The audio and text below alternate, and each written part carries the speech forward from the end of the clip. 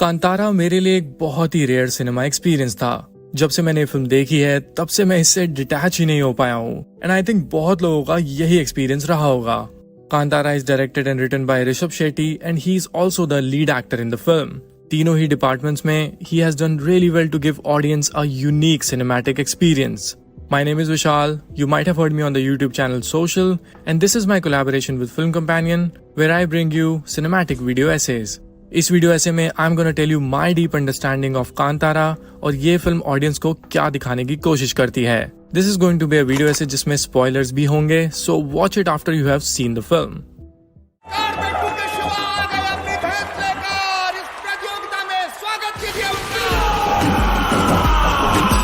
सबसे पहले बात करते हैं फिल्म में दिखाए गए लॉर्ड शिवाजी के रेफरेंसेस की। अगर आपको नहीं पता है तो इस फिल्म में लॉर्ड शिवा को लेके बहुत ज्यादा रेफरेंसिंग है। लॉर्ड शिवा के दो मेन एट्रीब्यूट्स हैं कि वो डिस्ट्रॉयर भी हैं और प्रोटेक्टर भी हैं।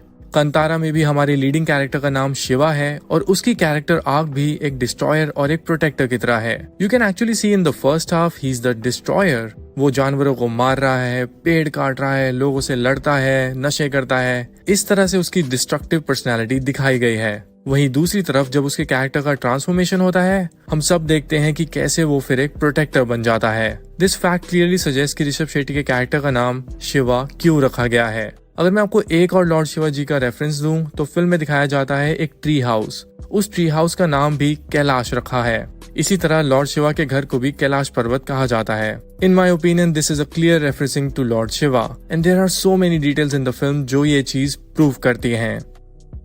Now let's decode the philosophy of the film, human versus nature. Kantara की जो डीप फिलॉसफी है, it's all about who owns the land, यानी कि जमीन का असली मालिक कौन है। हमें फिल्म में ग्रीडी लैंडलॉर्ड्स दिखाए जाते हैं जो जंगल की प्रॉपर्टी को अपने अंडर लेना चाहते हैं। वो इसके लिए इवन मारने को तैयार हैं।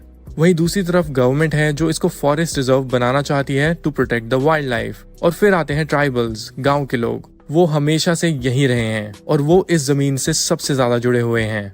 इन सभी के कॉन्फ्लिक्ट्स के थ्रू हमें फिल्म दिखाना चाहती है कि लैंड एक्चुअली में इन तीनों में से कोई भी ओन नहीं करता है।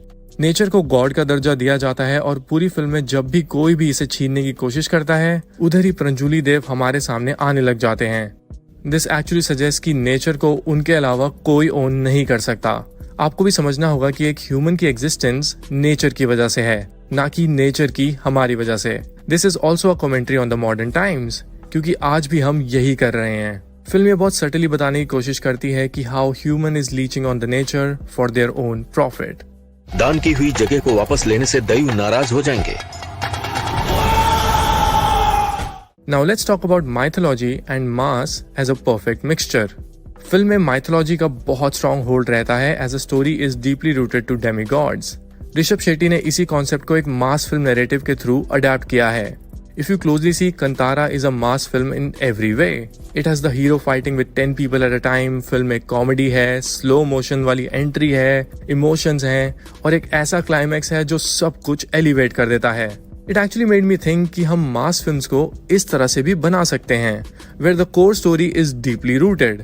KGF, पुष्पा, RRR एक अलग तरह का मास सिनेमा है, I agree. पर वहीं कंतारा, कर्णन, असुरन एक अलग ही लेवल का डीपली रूटेड मास सिनेमा है। I would absolutely love to see more flavors of mass cinema in the future.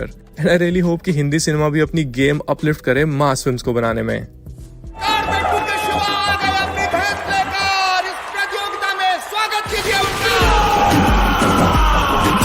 Now let's try to understand the most important section of the film, which was the climax.